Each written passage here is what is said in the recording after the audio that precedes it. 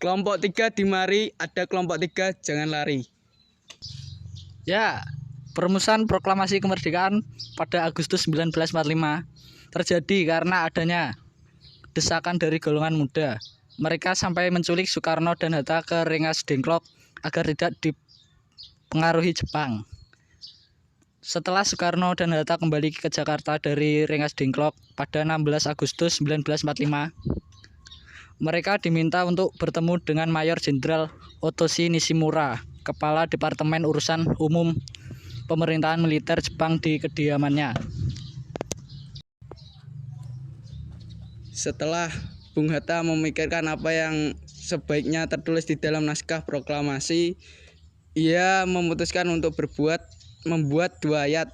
Dua ayat tersebut diambil di akhir alinea ketiga rencana UUD yang berbunyi, "Kami bangsa Indonesia dengan ini menyatakan kemerdekaan Indonesia.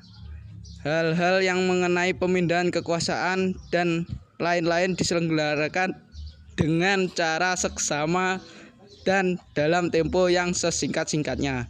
Nishimura menjelaskan kepada Soekarno dan Hatta bahwa ia tidak bisa lagi membantu Indonesia lantaran Jepang harus mempertahankan status quo-nya.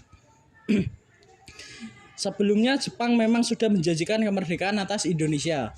Sepulang dari rumah Nishimura, Soekarno dan Hatta bergegas menuju ke rumah Laksamana Maeda.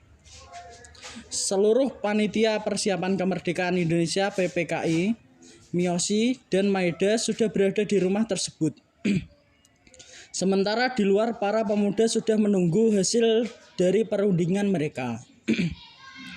Setelah bercengkrama sebentar, Soekarno, Hatta, Sayuti Melik, Subarjo, dan Soekarni pergi ke sebuah kamar kecil.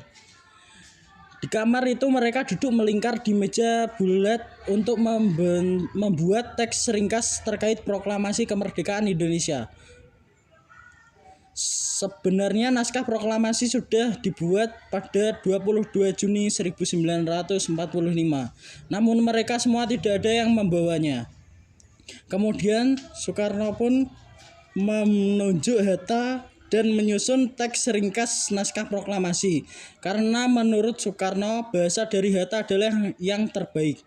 Hatta kemudian meminta untuk Soekarno yang menuliskan naskahnya, sedangkan Hatta yang akan mendiktenya. Pengesahan Soekarno-Hatta dan ketiga tokoh lainnya menyetujui isi naskah yang dibuat oleh Hatta dan ditulis tangan oleh Soekarno. Kemudian mereka berlima pergi ke ruang tengah untuk bertemu dengan seluruh anggota PPKI. Soekarno membuka pertemuan dengan membacakan rumusan teks proklamasi dan meminta persetujuan semua orang yang ada di rumah. Setelah disetujui, Hatta pun mengusulkan agar naskah proklamasi tersebut ditandatangani oleh seluruh anggota yang hadir dalam pertemuan itu. Namun Soekarno tidak menyetujui ide tersebut. Ia tidak rela jika kelompoknya harus disamakan dengan para anggota PPKI. Soekarno pun menyampaikan pendapatnya. Bagi Soekarno sudah cukup jika Soekarno dan Hatta saja yang menandatangani naskah proklamasi.